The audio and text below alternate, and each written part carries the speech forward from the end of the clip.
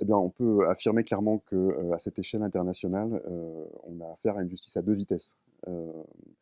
Dans le cas d'un investisseur étranger qui veut mettre en œuvre un projet dans un pays qui accueille, hôte de son investissement, celui-ci est doté de protections juridiques extrêmement fortes et il peut trouver dans des instances d'arbitrage international des juges capables de reconnaître les violations dont il se dit victime, violations commises par l'État qui est hôte de son investissement, et ce juge est aussi doté du pouvoir de sanctionner cet État qui va être obligé de réparer, avec des sommes parfois colossales, les torts causés à l'investisseur. Lorsque vous êtes un petit paysan ou un éleveur nomade et que vos droits sont remis en cause par les voisins, par une grande entreprise, par l'État qui veut installer des infrastructures, bien évidemment, vous devez d'abord passer par les voies de recours juridiques qui se présentent à vous au niveau interne, les différentes instances judiciaires. Mais si vous ne parvenez pas à être établi dans vos droits par ce biais-là, qu'est-ce qui existe au niveau international? Eh bien, pas grand-chose. Vous êtes renvoyé à ce corpus des droits fondamentaux, des droits humains fondamentaux, dont un qui touche spécifiquement à la Terre, parmi ces nombreux droits qui édictent, c'est le Pacte international sur les droits sociaux, économiques et culturels. Et ce pacte-là, ces droits internationaux signés par de très nombreux États, n'a pas de juge.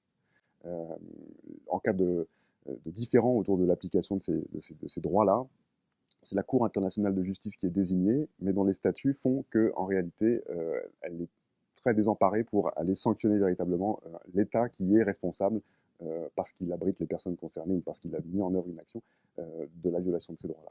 Donc on a un deux poids deux mesures qui est profondément scandaleux, nous c'est comme ça qu'on le perçoit et qu'on le juge, mais c'est une réalité et qui nécessite que les États s'emparent du sujet et veuillent bien construire d'autres outils au niveau supranational pour changer.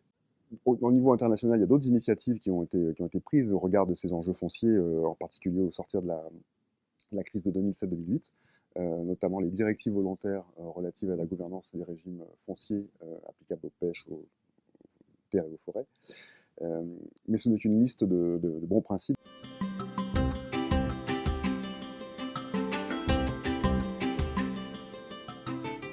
Elles ont amené la reconnaissance d'un certain nombre d'idées qui n'étaient pas admises de manière globale. Et elles ont en particulier fait apparaître que l'idée de propriété individuelle exclusive n'est pas une idée comment dire, absolue. Elle est partout en réalité limitée, cette propriété, par les usages d'autrui, par les limitations que les États ont toute l'attitude d'y appliquer pour des motifs d'intérêt général. Et elle est allée même plus loin en précisant que les usages traditionnels, coutumiers des terres et des ressources naturelles, les usages collectifs, l'organisation collective de l'utilisation des ressources, était digne de respect.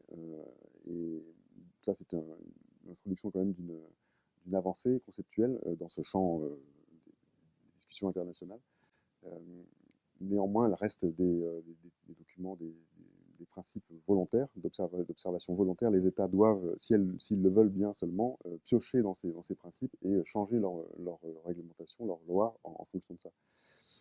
Et puis, il y a d'autres limites qui sont que ce texte-là ne prend pas parti clairement sur les modalités de régulation et de protection de ces droits légitimes, notamment ces droits coutumiers, qui associent différents ayants droit sur une même surface. Ne prend pas parti en particulier pour des formes d'organisation de la production agricole plutôt que d'autres. Et donc, dans ce document-là, tout se vaut. L'agriculture paysanne, qui rémunère pourtant et peut faire vivre beaucoup plus de travailleurs, d'humains par unité de surface, par hectare, que l'agriculture capitaliste ultra mécanisée qui tend à se répandre et à évincer ces populations rurales. Le choix préférable n'est pas désigné du tout par ce document. Et par ailleurs, eh bien, à un endroit, on peut lire que des dispositions politiques, réglementaires, de contrôle institutionnel doivent être prises pour protéger ces droits, les transferts de ces droits. Et à un autre endroit, on peut lire qu'il faut laisser le marché libre et concurrentiel fonctionner pour assurer une juste répartition de ces droits-là, ce qui est assez largement contradictoire. Donc voilà, il y a eu des avancées d'un point de vue symbolique qui ont aidé beaucoup d'organisations à se prévaloir de ce texte-là pour pousser des revendications.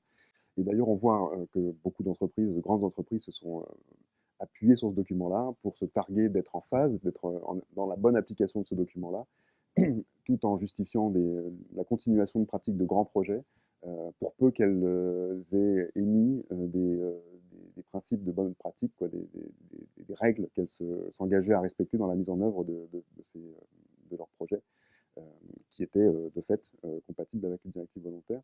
Ce qui donc signifie que la marche en avant de ces grands projets n'a pas été stoppée par ce texte-là, par ces normes-là.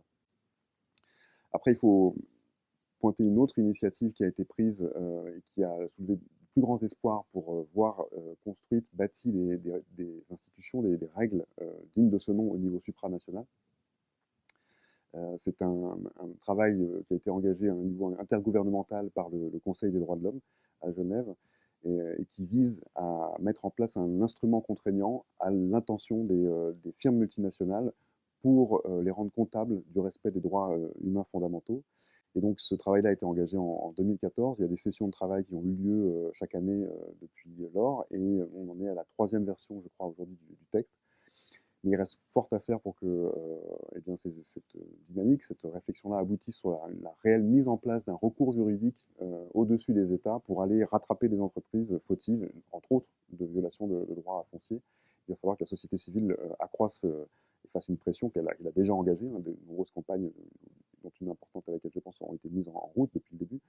Mais il faudrait une mobilisation très très forte, citoyenne très large, pour que les États se sentent un petit peu obligés de mettre en place cet outil qui rétablirait quelque peu la hiérarchie des normes entre la protection du capital et du commerce, du libre commerce, et la protection des droits humains fondamentaux de la grande majorité des humains aujourd'hui. Des campagnes ont déjà été lancées, dont une en particulier dès le début, qui s'appelle la campagne pour démanteler le pouvoir des multinationales et mettre fin à leur impunité, dont un des chefs de file est la Via Campesina.